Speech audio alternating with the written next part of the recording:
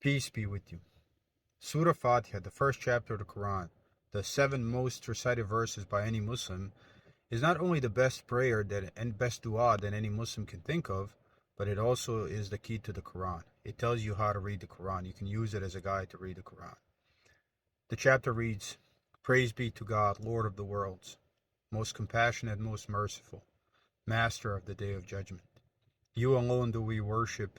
You alone do we ask for help. Guide us on the straight path. Ihdina sirat al-mustaqim. The path of those whom you have blessed, not of those who deserved your wrath, nor the strayers. So the first part of it, you recognize the glory of God, and the second part of it is prayer. It says, guide us on the straight path, the path of those whom you have blessed, and not of those who deserved your wrath, nor the strayers, nor the people who went astray. If that dua, if that prayer is answered, then you'll win no matter what happens. Whether you die a violent death or you die old in bed, it doesn't matter. You still win. If you have lived your life on the straight path, on the sirat al-mustaqim, then you win. End of story. But I wanna say a few words on how to now use this chapter to read the Quran. So, for example, when we say Ihdina sirat al-mustaqim, guide us on a straight path, you have to know what that straight path is. You have to know what sirat al-mustaqim is. And one of the shortest and most concise definition of that is found, for example, in the 6th chapter of the Quran, verses 151 to 153. In those verses, Prophet Muhammad is commanded by God. God tells him, Kul, say.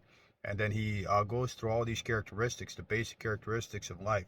And then says, and this is my sirat al-mustaqim, this is my straight path. Then when you're reading the Quran, you have to, look at other things. Who were those that deserved God's wrath, and then why did they deserve God's wrath? And probably 40 to 50% of the Quran is dedicated to repeating stories about the cities that were destroyed. Cities like Midian and the people of the Pharaoh and Ad and Thamud, all of those people were destroyed, and the Quran tells you exactly why.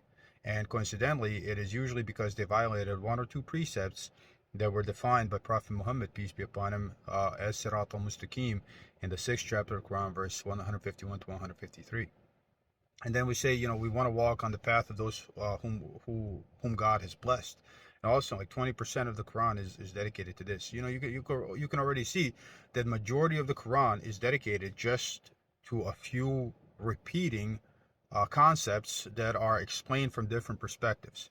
So when you are looking for those whom God has blessed, you see what are these people like, and then you try to emulate that. When you see those who God has destroyed, what were they like? Why did God destroy them? Then you stay away from that at any cost. These are the things that are unacceptable to God under any condition. And for example, like when you look at the people that God has blessed, like God says that Prophet Abraham or Ibrahim was a truthful man, right? So, and that's repeated for quite a few of the prophets. Their main quality is given as that they were truthful people. So obviously, God expects us to be truthful. So this is how you should use Surah Fatiha. This is how you should use the chapter called Fatiha to understand the Quran.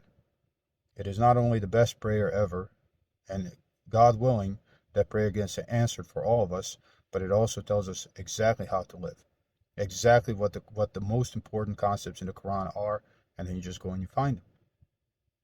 Look, Islam, although people have made it into this a very, very complicated thing that you really need a PhD to understand, in reality, that's not what it is.